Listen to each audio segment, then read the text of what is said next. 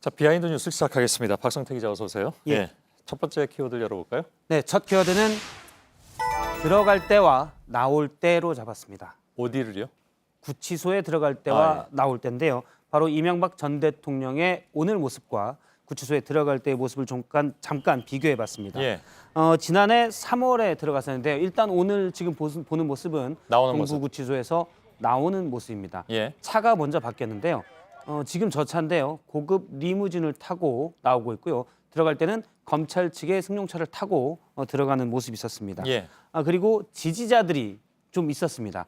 당시 작년 3월에 구치소에 들어갈 때는 지지자가 전혀 없었고 누군가 장미꽃을 던지면서 구치소에 수감되는 걸 환영하는 입장을 나타내기도 했었는데 예. 오늘은 측근들과 일부 지지자가 나와서 누군가는 할렐루야를 외치기도 했습니다. 예. 가장 다른 점은 표정인데요. 뭐 당연한 것도 같은데 일단 오늘은 창문을 열고 측근 또는 지지자와 악수하고 약간 옅은 미소를 띠는 모습도 여러 번 목격됐습니다. 예. 그런데 작년에 들어갔을 때는 물론 당연하겠지만 굳은 표정이었고 상당히 심각하게 들어가는 표정이었습니다. 예.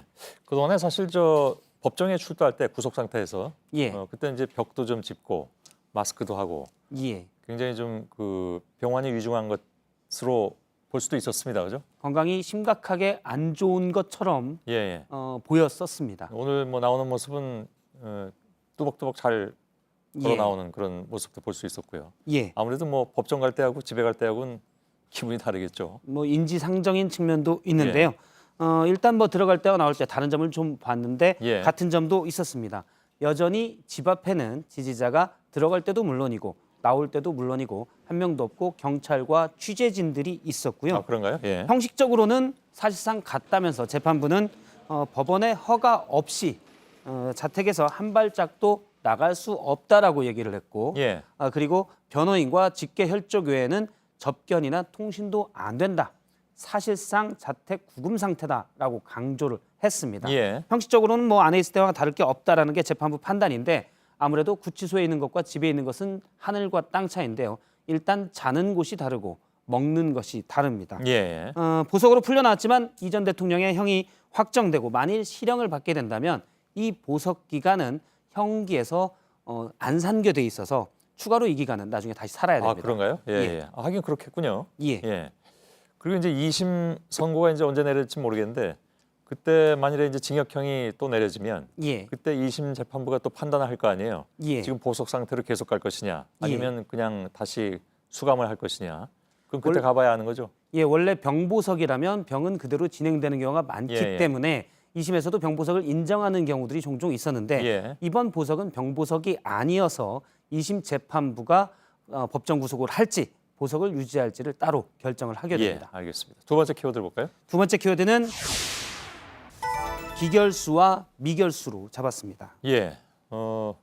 기결수는 뭐 아시는 것처럼 형이 확정된 피고인이고 예, 미결수는 확정되기 전의 상태잖아요, 그죠? 예. 예. 그 상태에 따라 많은 것이 달라지는데요. 예. 일단 오늘 홍준표 전 자유한국당 대표는 페이스북에 이명박 전 대통령의 석방을 환영한다는 취지로 얘기하고 박근혜 전 대통령의 석방도 기대합니다라고 적었습니다. 예, 이건 뭐 오늘 뉴스로 많이 나오긴 했는데 예, 뭐 불가능하잖아요. 그렇습니다. 예.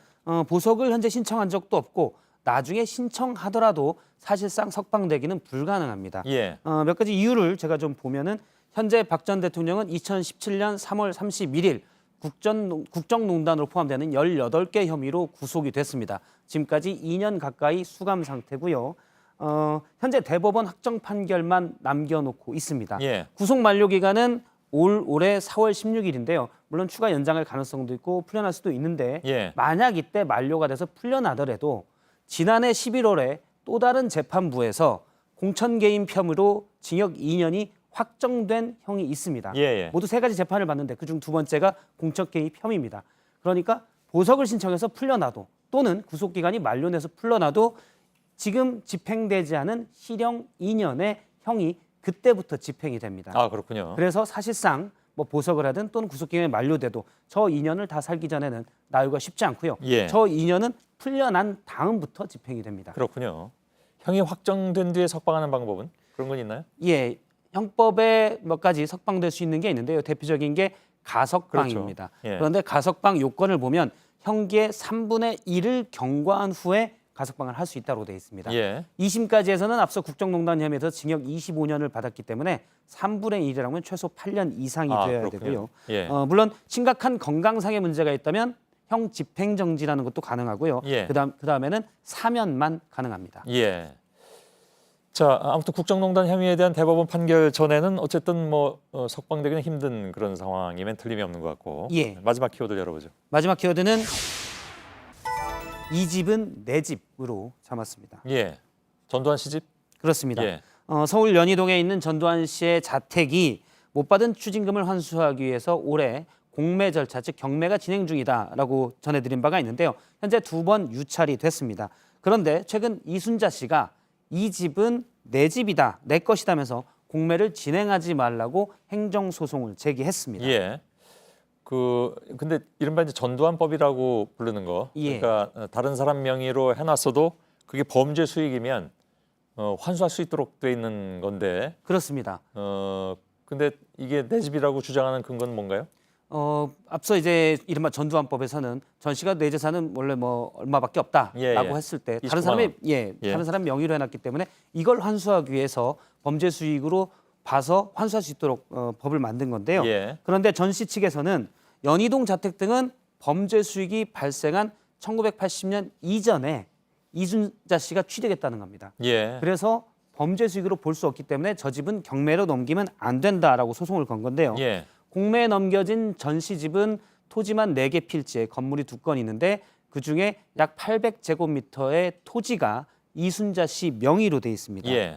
그런데 그 땅을 취득하게 된 경위, 시기, 또 자금 출처 등을 법원에서 종합적으로 판단해서 결정을 낼 것으로 보입니다. 예. 그런데 대부분 경매의 경우 소송이 걸리면 아무래도 경매에 참여하는 사람이 나중에 깨름칙한 일들이 많기 때문에 꺼려하게 되고 그러면 낙찰가가 떨어집니다. 예. 일단 소송 문제 때문에 추징금 환수하는 데는 일부 난항이 예상됩니다. 그렇군요. 예. 알겠습니다.